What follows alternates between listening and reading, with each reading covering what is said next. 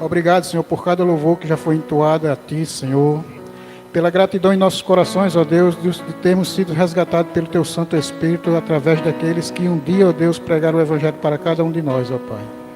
Neste momento, ó Deus, toma o Teu servo, ó Deus, unge a sua boca, ó Deus, que o Teu Espírito Santo fale através dele, Senhor. Que possamos aqui, ó Deus, sair cheios, ó Deus, da Tua presença para nossos lares, ó Pai. Usa o Teu Filho como Te apraz nesse momento, Senhor. Em nome de Jesus, assim eu Te agradeço pela vida dele. Amém.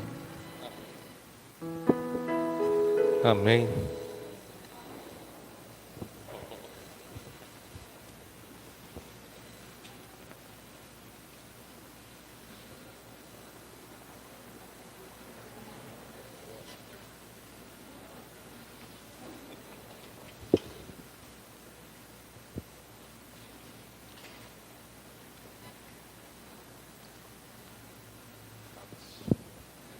Graças a Deus, meus irmãos. Vamos lá, né? Obrigado, meu amigo. Atos dos Apóstolos, capítulo 19, versículo 13. Abra sua Bíblia.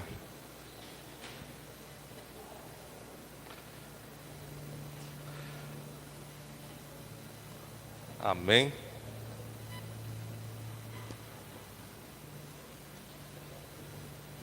Atos 19, versículo 13.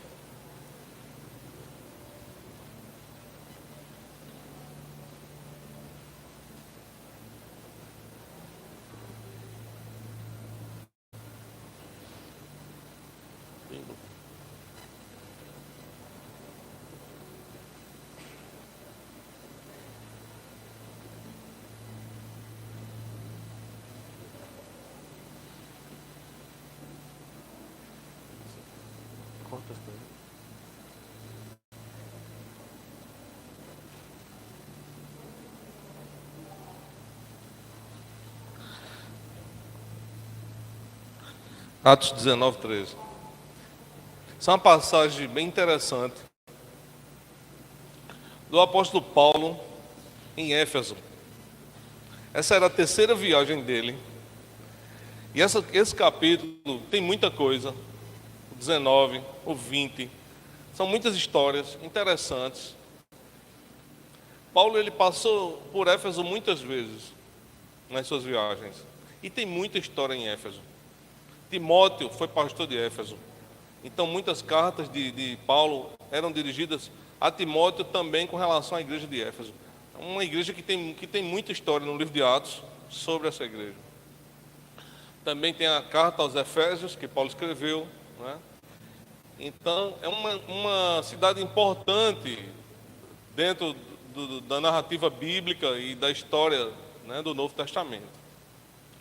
E essa passagem, ela é muito interessante. Espero que Deus traga muitas bênçãos para você hoje, né, extraídas de detalhes dessa passagem icônica. Eu confesso a vocês que ela traz muitos sentimentos para mim, por isso eu queria compartilhar esses sentimentos com você.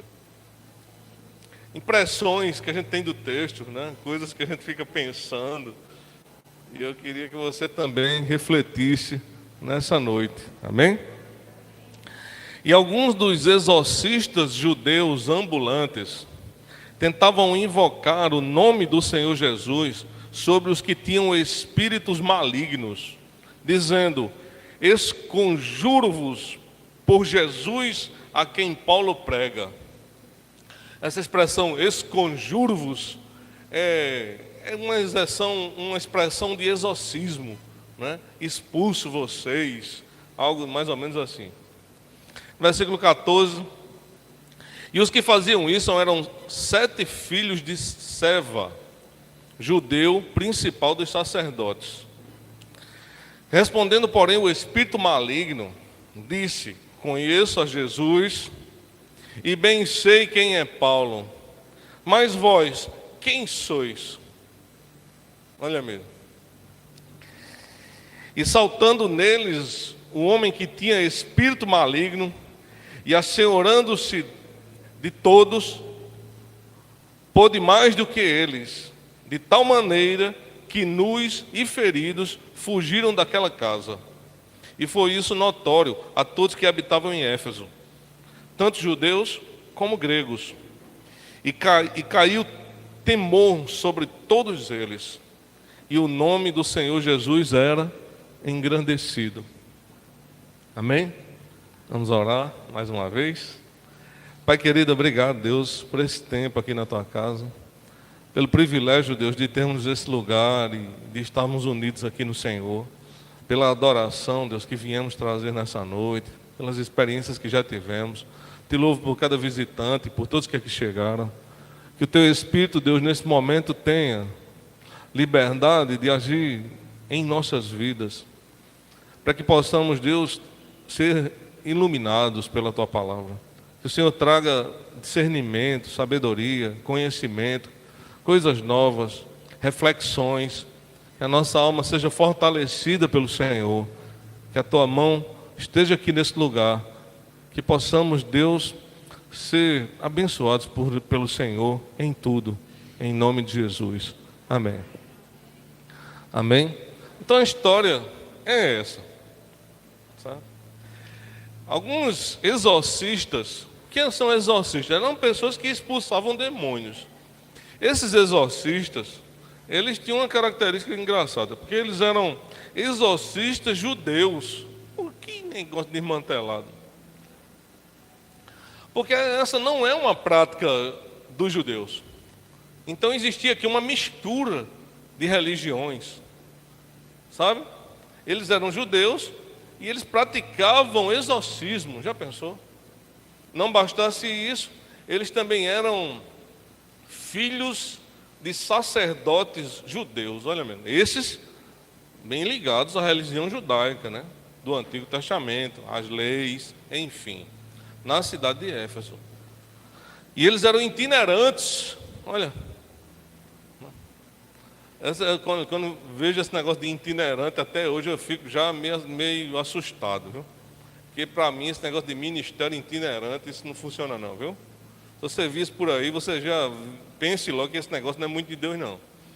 Porque itinerante para mim, sabe o que significa? Desligado da igreja, é ou não é? Porque pode até haver alguém que faça uma obra em outros lugares, missionários que são enviados por quem? Pela igreja. Mas nós temos visto muitos itinerantes aí que não tem igreja nenhuma. Não é verdade? Tenha cuidado com esse povo, viu? Negócio de missionário itinerante. Você é de que igreja, irmão? Eu sou de Jesus. Ah, meu amigo. Aí deu ruim. Não é? E não tem lugar fixo, não tem corpo, não tem comunhão com os irmãos, não ceiam. Não é isso? Porque missionário itinerante não ceia. Só se um dia ele chegar na igreja e tiver um dia de ceia lá, né? Mas se ele não tem igreja, como é que funciona? Essas coisas para mim são meio complicadas, sabe? Porque fazemos parte do corpo de Cristo. E isso é importante. Queria falar essa noite sobre identidade, sobre quem você é, a quem você pertence. Queria falar sobre o poder de Deus. Quero tirar algumas impressões desse texto, sabe? E aplicar na nossa vida. Que você cresça, que você aprenda algumas coisas legais que Deus colocou no meu coração hoje. Tenho certeza que vão lhe abençoar. Amém? E Éfeso, não bastasse esses judeus exorcistas que existiam por lá. Éfeso era uma capital grega de muita idolatria.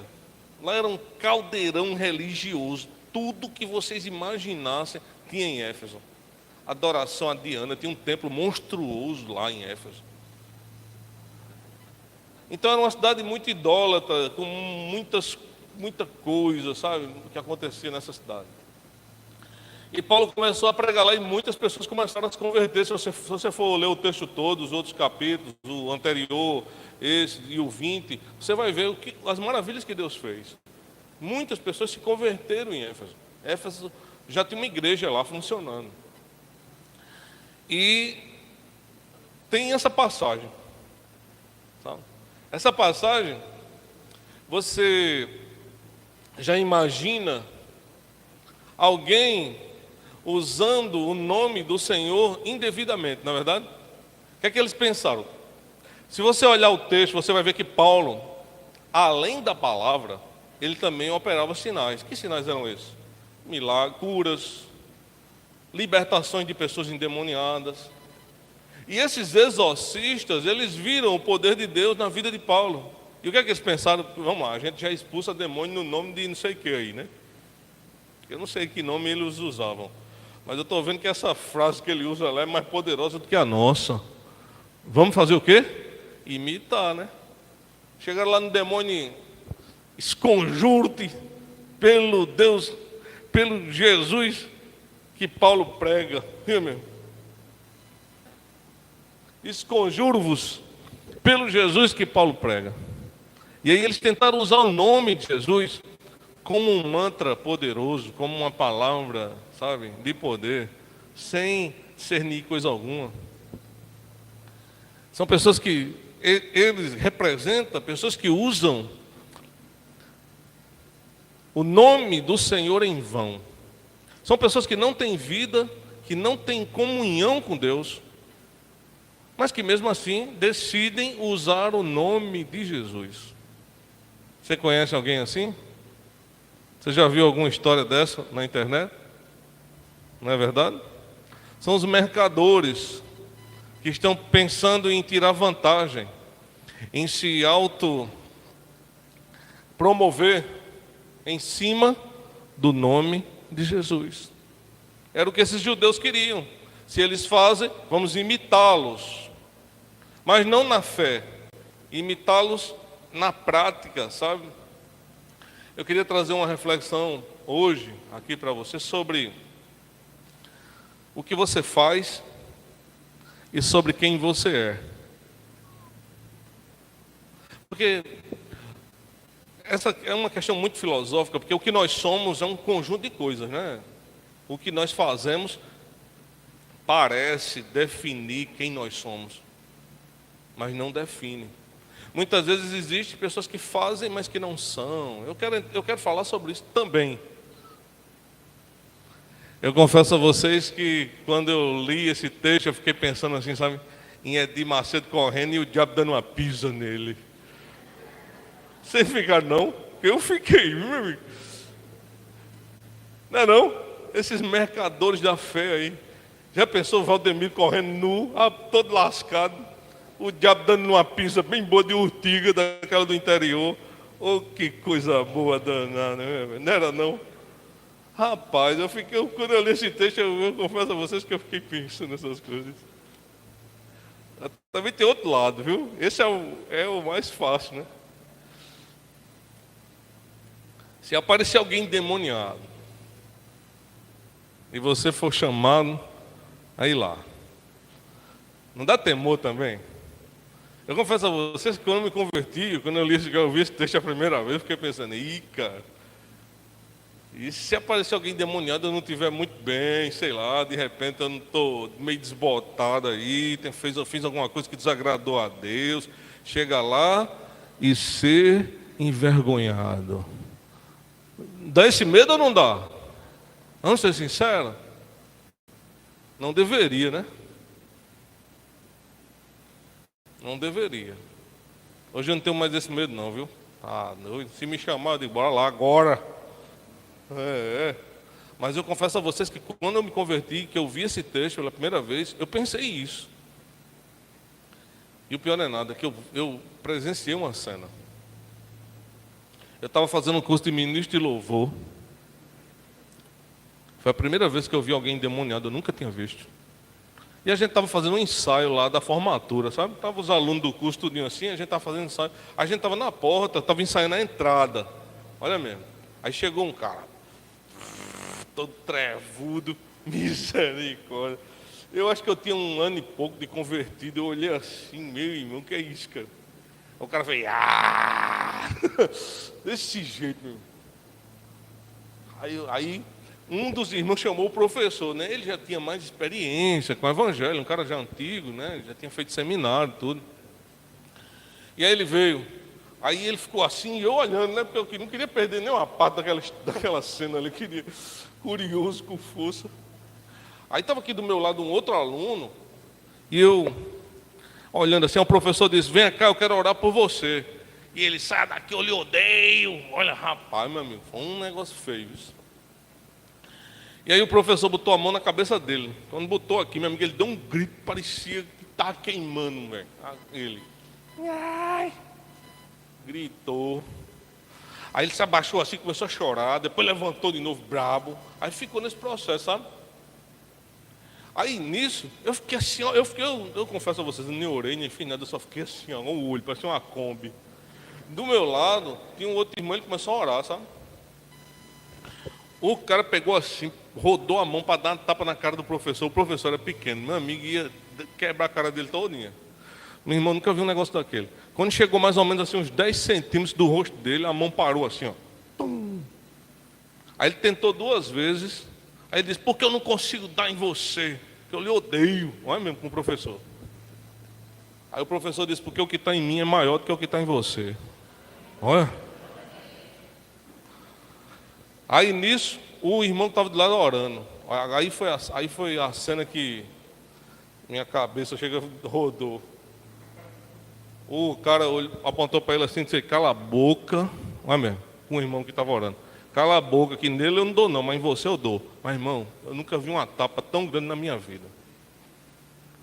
Mas deu uma tapa na cara dele que ficou os 5 dedos na cara dele. Esse irmão foi lá para trás, ficou lá escondido, todo envergonhado. Terminou o culto ali, ele foi para casa. Não sei dizer a você o que aconteceu, mas o que eu entendi ali é que ele estava em pecado. Não é verdade? E foi triste, viu? Mas deu que ficou os 5 dedos.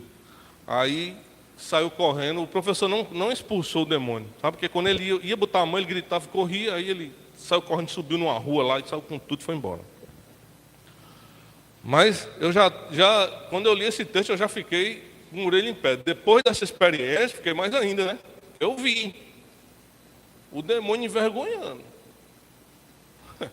Eu vi na minha frente. Eu disse: misericórdia, meu. Mas é tudo sobre quem nós somos. Amém? É tudo sobre quem nós somos. Você está aqui na igreja mesmo, tá? Amém? E você faz muitas coisas. E que bom que você faz todas as coisas que você faz. Mas pense, sabe? Eu quero que essa mensagem mexa com você sobre sua fé. Uma coisa que esse texto deixa bem claro, e aqui não cabe dúvida, nem de ninguém ficar perguntando. Eu também creio, eu queria só desmistificar isso aqui, que igreja não é lugar de manifestação de demônio. Amém? Se você for numa igreja, todo domingo tiver um demônio caindo, uma pessoa endemoniada, isso é terreiro de macumba. Porque aqui quem se manifesta é o Espírito Santo de Deus. Não é para estar demônio aqui caindo toda hora, não. Se tiver, tem problema. Aqui virou outra coisa. Pode acontecer esporadicamente de alguém chegar, processo como aconteceu nesse dia que a gente estava ensaiando lá. Mas ele não perturbou nada, não. Na porta mesmo ele ficou lá e foi embora. Amém? Agora esse negócio de ficar igreja, não cai, não sei quem endemoniado, cai o outro ali, fazendo entrevista com o demônio. Quem é você? De onde é que você... Isso aí é terra de macumba. Isso não é igreja, não, meu. Saia fora desse negócio aí. Não é? Mas uma coisa que eu digo a vocês é que os demônios são reais. Não está no texto? Não é verdade? Sabe? É muita infantilidade você achar esse negócio de demônio é coisa para assustar o povo. Não, meu irmão, porque a Bíblia fala sobre isso expressamente, claro. Sabe? Os demônios, eles são anjos caídos. E esses demônios, eles também usam pessoas que estão no pecado e falam através delas. Não é o que aconteceu aqui? Não é verdade? Tinha um homem endemoniado falando. E esse demônio, sabe? Se vocês não perceberam, ele conhecia muito bem Paulo. Amém? E ele também conhecia Jesus. Ele disse: eu sei quem é Jesus e também sei quem é Paulo. Não é verdade? Está entendendo? Então, irmão, olha, os demônios, eles são reais. E eles conhecem muitas coisas. Isso é algo que a gente precisa já ter como certo na vida da gente. Isso aí não tem o que discutir. Aqui nós temos Paulo e os filhos de Seva, que era o sacerdote, que eram esses exorcistas, 7 filhos. eles viviam por aí, né, exorcizando o povo. Certo? E o demônio, ele diz assim, ó, mas vós, quem sois? Quem são vocês? Não é essa a pergunta do demônio? Eu sei quem é Paulo. E você, quem é? Meu irmão, vá na profundeza dessa pergunta. Aplique aí para você, quem é você? Quem é você? Será que os demônios, eles conseguem enxergar alguma autoridade de Deus em você? Não traz uma reflexão? Ou você, para o demônio, não é ninguém? Misericórdia, meu. Porque vamos andar mais. Vamos andar mais.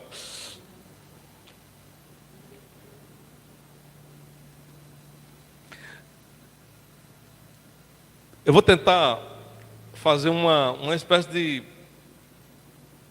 encenação do que aconteceu lá, certo? Os caras chegaram lá, o demônio devia estar, né, fazendo alguma arte dele, porque geralmente pessoas endemoniadas ficam fazendo alguma coisa ali, alterando, né, quebrando as coisas, dizendo que vai matar, essas coisas. E eles chegaram. E eles disseram, pronto, agora a gente vai testar esse nome aqui, ver se dá certo.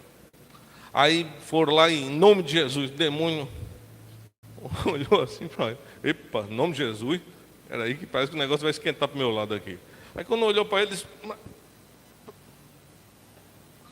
sabe o que eu fiquei pensando? Meu irmão, eu viajo. Você já viu no interior aquele povo que compra uma farda e fica andando parecendo policial? Você já viu isso? No interior tem muito isso, né? O cara parece um personagem folclórico. Eu já vi muito, rapaz. Tem uns que faz até uma arma de plástico, pinta de preto, bota aqui, sai marchando, faz um chapéu de soldado. Você não já viu esse negócio, não? Tem uns que compram a farda mesmo, meu amigo. Você olha assim, você pensa que é um policial. Mas que policial que nada, só de migué, só de sair pela rua. Lá em Bananeira tinha um doido, rapaz. Ele saía gritando com o povo e querendo ser guarda de tanto. Quando parava um carro, ele mandava ir para lá e para cá. Não era nada.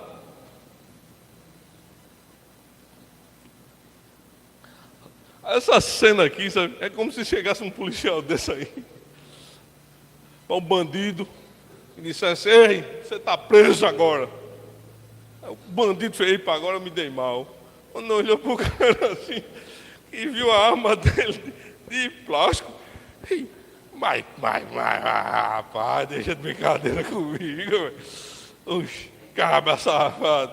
Vai levar uns camadas de pau agora para deixar de ficar aqui querendo pagar de polícia. Não foi mais ou menos isso que aconteceu? Não foi? Porque o demônio deu uma pisa neles. Porque eles não eram de Deus. É do tipo assim, meu irmão, está querendo autoridade que não tem, agora tu vai levar uma pisa para prender, a não sair por aí. É como se os diabos, os demônios, né, eles tivessem se assustado quando ele usou o nome de Jesus, e quando olhou para ele, viu que era falso. Que era só o nome. Amém.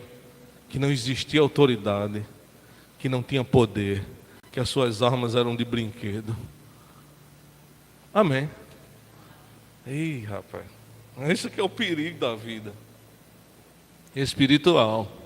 É ou não é?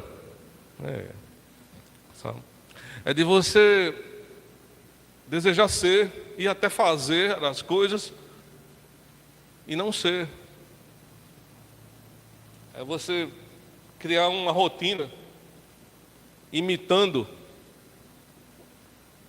personagens da Bíblia ou então pessoas espirituais que você achou bonito.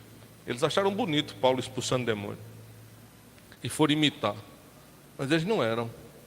Eles deviam ter ido lá em Paulo e ter perguntado, não é? O que nós temos que fazer para ter essa sua autoridade? E Paulo certamente teria evangelizado eles. São aqueles que querem, sei lá, usar Deus para resolver problemas. mas não querem mudar de vida. Não querem ser de Deus. Querem usar o nome do Senhor. Não é isso? Isso é um perigo espiritual. Essa permissão que eu vou usar aqui, essa expressão que Deus deu de que eles levassem uma pisa, e que isso foi notório para toda a cidade. Eles eram filhos de uma autoridade da cidade, de um sacerdote, de um dos principais sacerdotes. E eles apanharam e saíram andando nu na cidade. Olha a vergonha que eles passaram. Sabe o que eu fiquei pensando também? Às vezes a gente vê pessoas usando o nome do Senhor em vão, e a gente fica dizendo assim, puxa, como isso é um prejuízo para o Evangelho. Você já pensou isso, né? Mas nesse caso aqui, foi um acréscimo. Você viu no texto que o nome do Senhor foi engrandecido depois que eles fizeram essa papagaiada deles? Amém. Sabe? Quando aparece uma daquela deputada lá, que matou o marido e lá vai, não sei das quantas, lá, miséria, né? A gente pensa assim que o Evangelho vai ser, não, meu irmão, o poder de Deus continua o mesmo, sabe? E na fraqueza desses homens, na verdade, da ação, o Evangelho é engrandecido. Deus não perde a sua autoridade por essas coisas, não é? Porque Ele continua sendo Deus. E aí, pensando muitas coisas.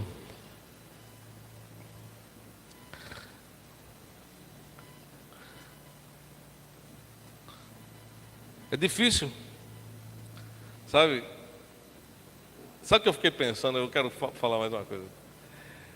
Eles expulsavam demônios, então assim, eles já tinham contato com demônios, não tinham?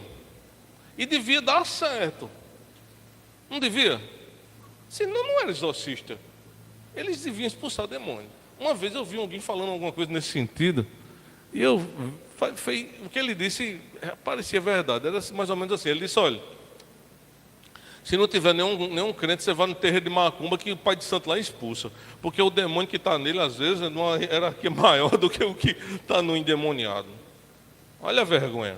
Agora, é claro que é um processo de prisão espiritual, né? O demônio vai ficar brincando de sair e entrar, e naquela palhaçada toda lá. E eles expulsavam o demônio, não expulsavam? Mas o demônio diz, quem são vocês? Eles eram desprezados até pelos demônios. Amém.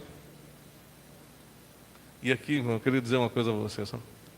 Pessoas que serviam a demônios e que lidavam com demônios não eram reconhecidas como ninguém diante dos próprios demônios.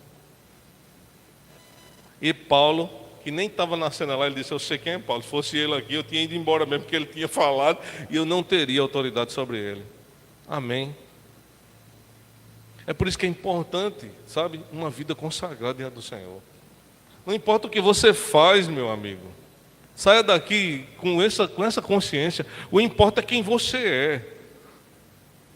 Sabe? O importa é quem você é. Que você, de fato, tenha uma aliança verdadeira com o Senhor. E o reino espiritual tem que conhecer isso. E você será protegido, revestido. Amém? E os demônios, eles vão temer as suas orações. Tem nada a ver com cargo.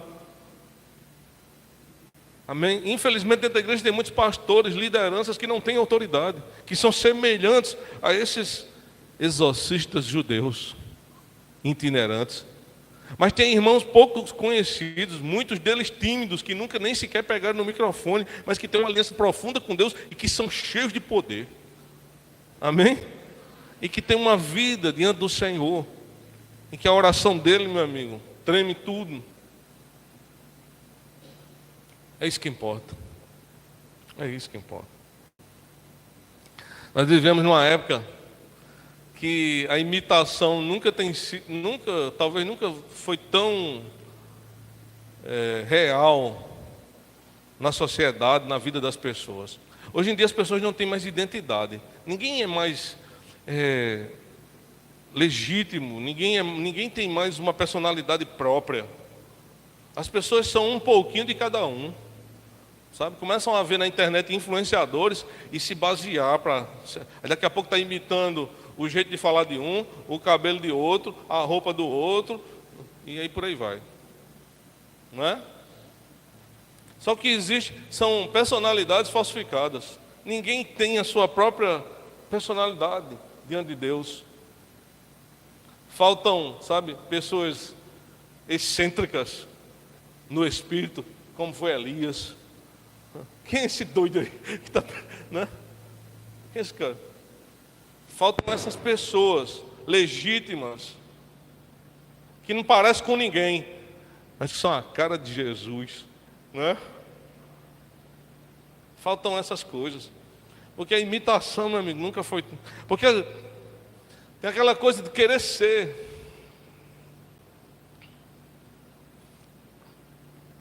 Hoje em dia, os influenciadores são aqueles que... Os mais relevantes são os que têm o maior número de seguidores. Antigamente existiam mestres, profetas, e que tinham seguidores. Hoje esses profetas estão na internet, arrebanhando um bocado de gente besta para imitar coisas vãs. Sabe? É triste o que está acontecendo com as pessoas. E às vezes crentes, aí que é terrível. E o que importa é a quantidade de curtida que o cara recebe, a quantidade de views que tem lá no vídeo dele, é isso que importa. E aí você vai ver um vídeo de uma mulher que está falando sobre construção, que ela está fazendo uma reforma na casa dela. Mas ela só tem seguidores quando ela bota um short enfiado, puxado daquele de malhação, e filma a bunda para botar na capa do vídeo dela. Aí aparece 1000 seguidores lá no vídeo dela, curtindo. Não é assim?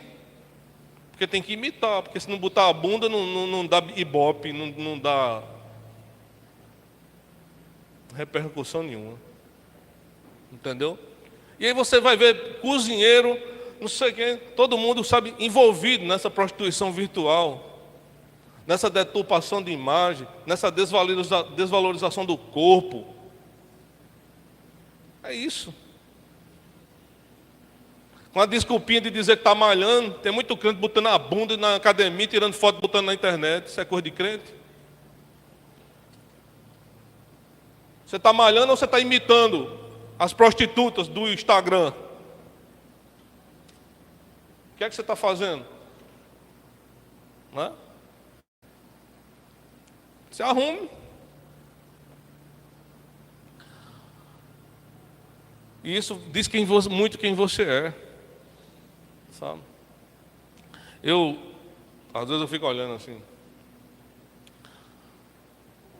as coisas que a pessoa posta, as coisas que compartilha, sabe? Tem nada de Deus, não é? Você entra numa rede social de um crente, tem cada coisa lá, não tem nada, sei lá, um versículo. Está imitando quem? Qual a relevância disso? Aí eu fico pensando no testemunho, no trabalho, na escola, na universidade. Porque a rede social reflete muito quem é a pessoa, né? E o que é que ela está querendo parecer. Aí às vezes, na igreja, tenta criar uma imagem espiritual. Mas os demônios, às vezes, não estão na igreja, né? Eles estão lá no seu trabalho, na sua faculdade. E eles podem estar olhando para você e dizendo: esse aí não faz medo a ninguém não, a arma é de plástico. É, não é? É. Mas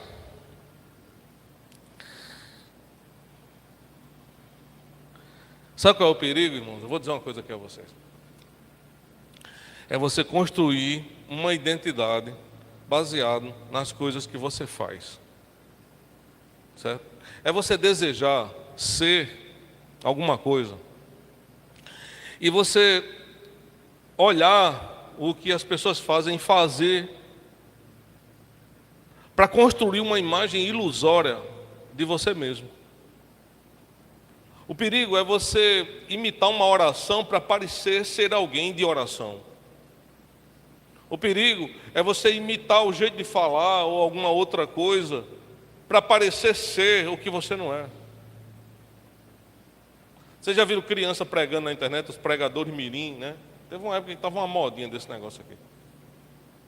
Não tenho nada contra você ensinar seu filho a Bíblia, isso aí é coisa maravilhosa. Mas você vê muita fragilidade nessas pregações de criança, são imitações. Às vezes não tem nada do Espírito Santo, é como se fosse uma interpretação de uma peça teatral. Ele aprendeu uma pregação completa e ali ele reproduz, até com entonação de voz e com outros movimentos. Crianças, sabe? Quem deveria estar pregando no lugar daquela criança talvez seja o pai e a mãe dela lá em cima do púlpito, mas não tem coragem, aí cria um personagem no seu filho. Muitos desses pregadores mirins, se você for olhar na internet, estão hoje desviados. E aí? A criança ela precisa ser evangelizada até a idade em que ela tiver discernimento. Ministério é coisa para adulto. Não estou dizendo que nenhuma criança pode pregar, não. Pode, claro que pode. Mas não no modo de um pregador maduro, não pastor mirim, não existe pastor mirim. Porque o ministério pastoral é algo muito pesado. E uma criança ela não tem estrutura nem para... Nós não acreditamos, nós esperamos pelo menos até 11, 12 anos para batizar uma criança, porque um menino de 5 anos vai estar, 7 anos, 9 anos vai estar com um estigma de pastor falsificado. Não é? Isso reflete a facilidade que tem. Porque a coisa mais fácil do mundo é parecer ser crente. Isso não é negócio fácil. Meu amigo, é fácil demais. Vocês lembram a historinha que teve aqui, na igreja Assembleia de Deus aqui de Mangabeira? Do pastor roubando e passando a mão e tudo. Sabe quem era ele? Um exorcista judeu ambulante. Era ou não era? Ele estava lá enganando uma igreja inteira, uma igreja antiga com muitos membros, e ele enganou todos eles. Talvez teve algum lá no meio que começou a perceber, mas a maioria caiu. E depois que ele deu um golpe de quase 2 milhões de reais, ele deu um pulo e foi embora, sumiu no meio do mundo. Estava só roubando lá e se passando por crente.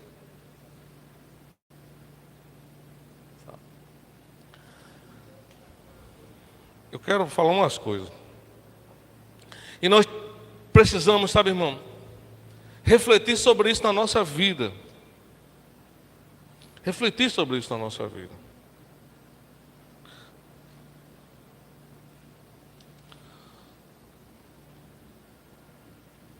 Eu vi um vídeo na internet de um testemunho de um irmão. Ele disse que nasceu na igreja. E ele disse que fazia tudo na igreja. Ele disse: eu fui professor, fui líder, participei de louvor, pregava. Ele disse: eu fiz tudo o que vocês imaginarem na igreja. Muita coisa eu fiz. Trabalhei muito, mas desde criança, desde pequeno, sempre trabalhei muito.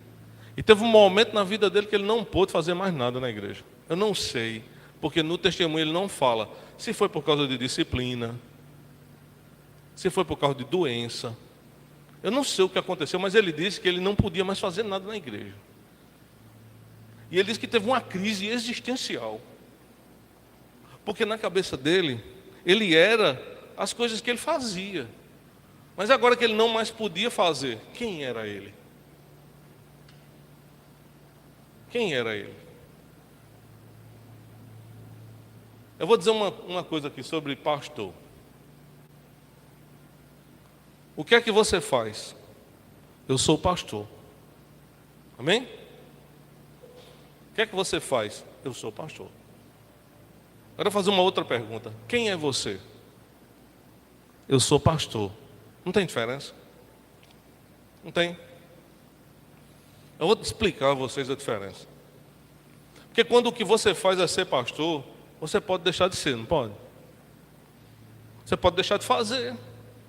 O que é que você faz? Eu sou pastor, então agora eu não vou mais fazer. Então não sou mais. Vocês já viram pastor desistindo de ministério? É porque estava fazendo sem ser. Amém? Mas quem você é? Eu sou pastor. E ainda que não esteja pastoreando, não deixa de ser. Amém? E ainda que estiver doente, em cima de uma cama, sem poder pregar e sem poder fazer nada mais, ele ainda continua sendo pastor. Entende a diferença do que é ser e de fazer? Porque aquilo que você faz, você pode parar de fazer, mas o que você é, você nunca mais deixará de ser. Porque a experiência com Deus, ela é eterna, inquebrável. Quem é de Deus não deixa de ser, e se deixar de ser, é porque nunca foi.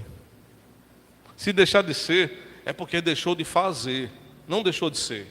Deixou de fazer o que fazia. Fazia muitas coisas, amém, mas nunca foi. Essa é a crise da identidade, sabe? É de imitar, mas sem a realidade do que de fato é. Essa é a dificuldade. Se você tivesse que viajar hoje, você está aqui na igreja, você vem, né, para os cultos, participa aqui com os irmãos, você gosta, é feliz, você tem participado de algumas coisas. Se você fosse morar numa cidade que não tivesse igreja,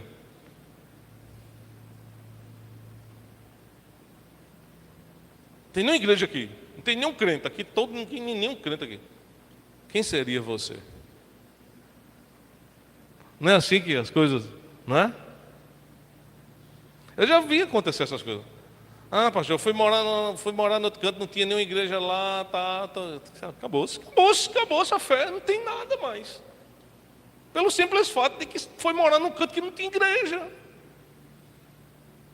Mas a igreja é você. Se lá não tem igreja, é amém, porque você vai ser o plantador da igreja de lá. É ou não é? Ah, meu Deus. Caim e Abel, preste atenção, viu? Não tem a mesma condição? Filhos do mesmo pai, da mesma mãe, numa mesma experiência religiosa. Eles foram apresentados a Deus, eles receberam orientações, Deus falou com eles, falou com os dois, não existia diferença circunstancial na vida deles. Era ou não era? Irmãos. Mas um era e o outro fazia. Dá para perceber agora a diferença? Um era e o outro fazia. No texto em que Deus vai falar com Caim, depois que rejeitou ele, Deus disse: o pecado te domina. E você deve dominar sobre o pecado. É isso que Deus diz a ele, lá em Gênesis. Você deve dominar sobre o pecado. E aqui eu quero dizer uma coisa a você. Aqueles que são dominados pelo pecado nunca serão. Amém? Se você é dominado pelo pecado, você precisa dominar sobre o pecado para ser.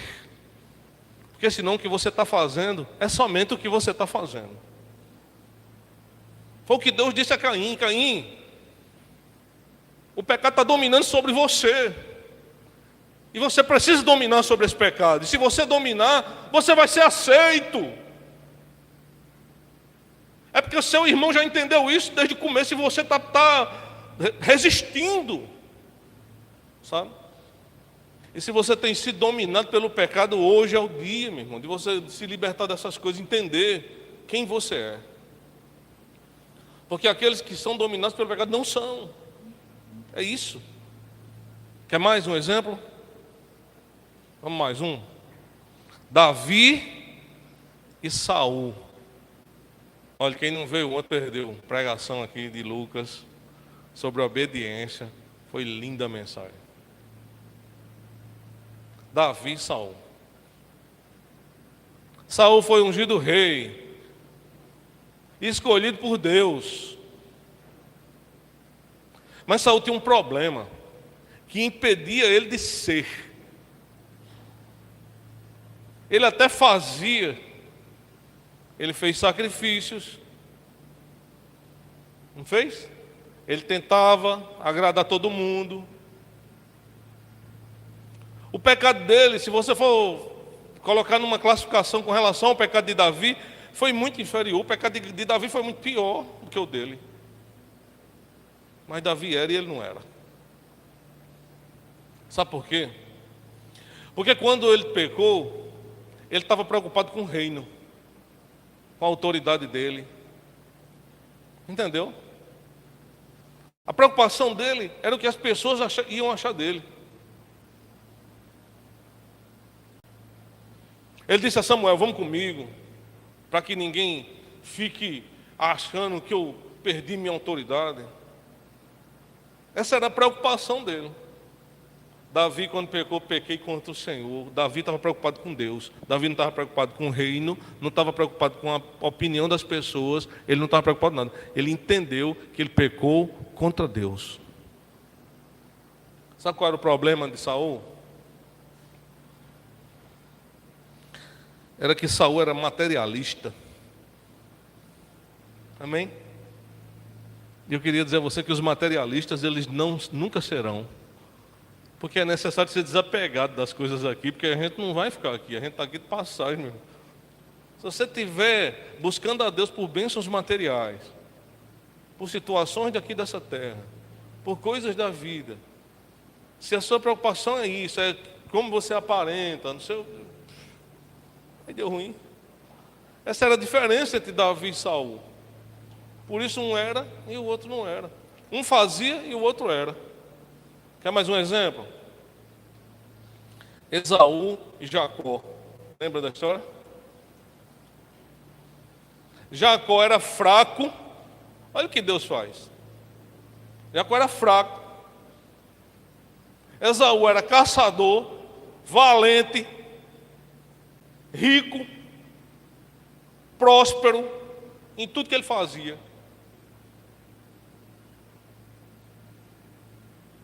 E Jacó era cozinheiro. Já pensasse? Vivia na barra da saia da mãe. E Esaú era um cabo que ninguém queria saber de nada. Na história da primogenitura, sabe o que aconteceu? Ele disse: me dá esse teu guisado aí, que Esaú estava fazendo. Aí Esaú, sabido todo, disse: me venda a sua primogenitura. Sabe o que ele disse? Pode ficar. Sabe por quê? Porque ele era mais rico que o pai dele. Amém? Ele já tinha prosperado e já tinha mais ovelhas do que o pai dele. Então a herança do pai dele, ó, pouco importante, tá nem aí, isso aí. Sabe por quê? Orgulho. Ele se achava tão poderoso, tão inteligente, tão forte, que ele não precisava do pai. Amém? Os orgulhosos também não serão. Ou quebra seu orgulho, né? Ou quebra, ou então nunca vai ser. Se você está confiando no seu próprio braço, achando que você é o cara, que você é o maioral, que você faz e acontece, que sem humildade nenhuma, está ruim para você.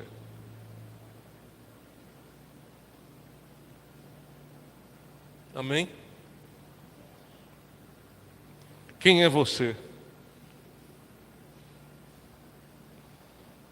Dominado pelo pecado? Materialista, orgulhoso, um misto dessas três coisas. O que é que eu digo, irmão? Já fui tudo isso. Eu já fui tudo isso. Tudo isso daí. E eu fui preciso muita pisa, muita lapada no lombo, segura mesmo, para quebrar tudo esse negócio todo em mim. Apanhei muito por causa do pecado, por causa, sabe, do orgulho.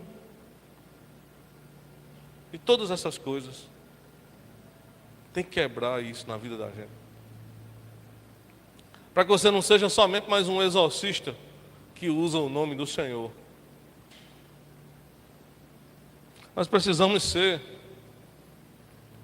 como Abel, aceitos pelo Senhor. Não é?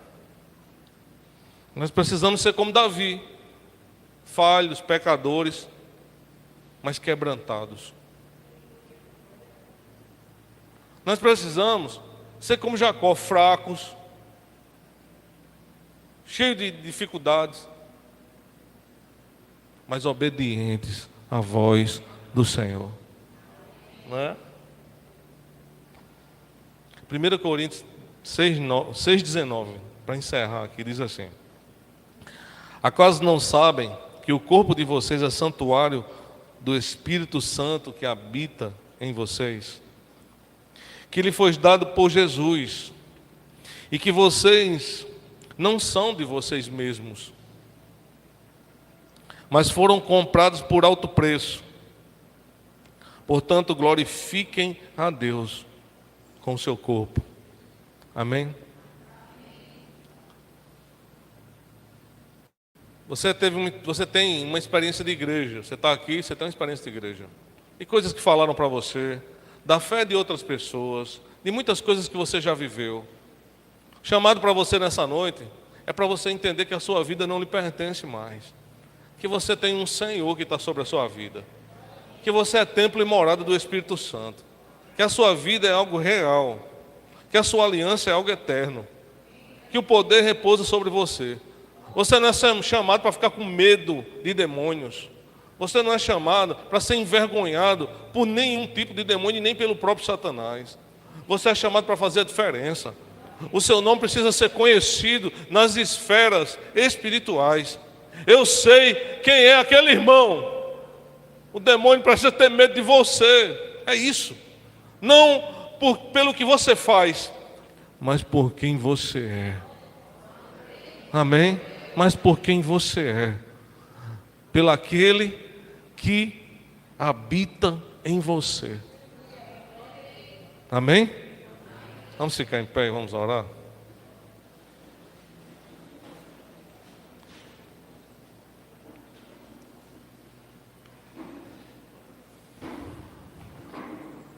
Que Deus abençoe a sua vida.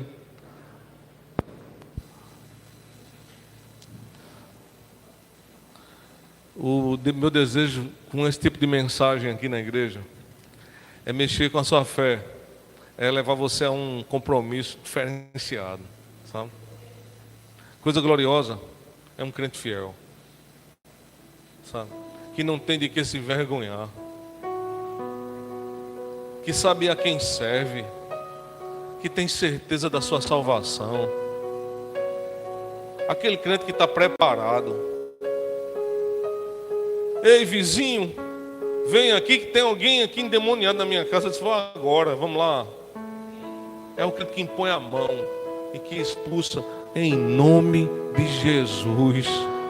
Não é? Sem temor, sem tristeza, sem receio, sem vergonha, no bom sentido,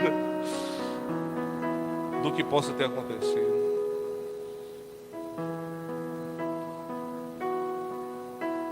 Que não é dominado pelo pecado como foi Caim.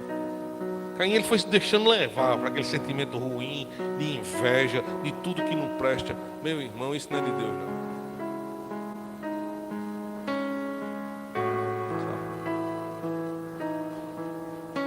Você está aqui, não se preocupe, sabe? Graças a Deus aqui na igreja a gente não tem isso. Mas já vi em algumas igrejas briga por cargo. Vocês já viram? Porque o cara está se preocupando com cargo, com não sei o quê. Meu amigo, você pode não ter nenhum cargo, mas o que importa é quem você é para Deus. Essa coisa de cargo pouco importa, meu. O que você acha que Jesus quis dizer quando o maior é o que serve? É que essas coisas têm que ser de dentro para fora, não é? Não é pelo. Não, pouco importa. Uma vez eu fui para um encontro de homens, sabe? Aí na hora que os homens foram cantar, eu fui também, né? Aí chegou um pastor e disse, ei, você não pode não, que você é pastor. Eu disse, oxê. E deixei de ser crente? Foi mesmo. Não é? Que meio que eu tivesse ser pastor, mas quando não sendo crente, sou homem do mesmo jeito, é igualzinho os outros ali, meu amigo. Que besteira é essa? Mas não é não. Pai querido, obrigado, Deus, pela tua palavra santa, por uma história tão simples, mas que traz tanto aprendizado para a nossa vida. Gera, meu Deus, aqui nessa igreja crentes fortalecidos que não têm de que se envergonhar. Esses que são conhecidos pelos demônios, e quando eles vêm, se submetem. Abençoa, Deus, cada um que veio aqui, na sua vida espiritual, nas suas lutas pessoais. Que a tua palavra traga sempre, Deus, reflexões profundas, transformações definitivas, mudanças internas. Mexe, meu Deus, pela tua palavra e pelo teu Espírito, em cada pregação aqui dessa igreja, nas feridas. Abre, limpa, cura, purifica, Deus, a nossa igreja, para que sejamos relevantes, para que a nossa voz tenha autoridade não pessoal, mas tua, pelo teu Espírito, para que sejamos instrumentos do Senhor, preparados para a batalha espiritual.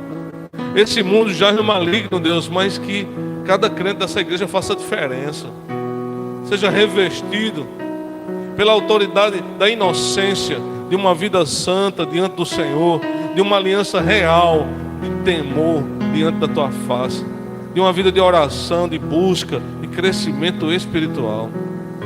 Obrigado, meu Deus, por esse culto, pelos irmãos que vieram nessa noite. Continua, Deus, conosco. Te apresentamos a nossa programação dessa semana.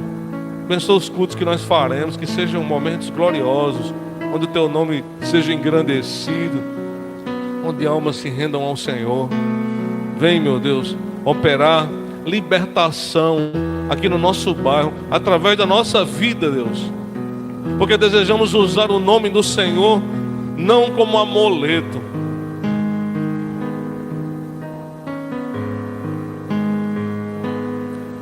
mas como uma aliança real que temos contigo. Obrigado, Deus, por tudo. Nos dá uma semana de paz na tua presença. Abençoa as necessidades dos meus irmãos. Aqueles que vieram aqui, Deus, estão preocupados com problemas financeiros, precisando de recursos para suprir necessidades. Que a tua mão se estenda sobre eles, que recebam, Deus, nessa semana boas notícias, que glorifiquem o teu nome. Eu sei, Deus, que tu és um Deus da providência, que ajuda nas nossas necessidades. Abençoa, meu Deus, a nossa família, guarda dos dias maus, dos homens ruins, de situações difíceis. Acampa os teus anjos e protege, Deus, o teu povo. Sara as nossas enfermidades. Que o Senhor, Deus, restaure a saúde dos irmãos que chegaram aqui nessa noite. Alguns irmãos aqui da igreja têm sofrido, Deus, que o Senhor toque nas suas enfermidades hoje e traga a cura, para que o teu nome seja glorificado. Confunde, Deus, os médicos, os tratamentos, e vai além de tudo isso, Deus, para restaurar a saúde, porque eu sei que o Senhor é um Deus que nos sara. Abençoa, Deus, a nossa vida espiritual, e sejamos fortes diante das tentações, das coisas que acontecem no dia a dia, que possamos ser sal e luz, dar testemunho, ser relevantes em palavras, glorificar o teu nome, pregar o teu evangelho, dar testemunho diante dos ímpios, quebrar as cadeias e ajudar as pessoas, em nome de Jesus, Pai.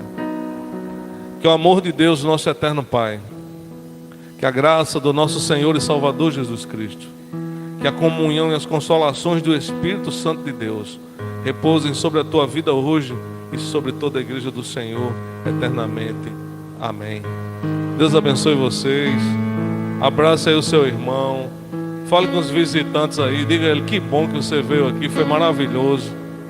Amém.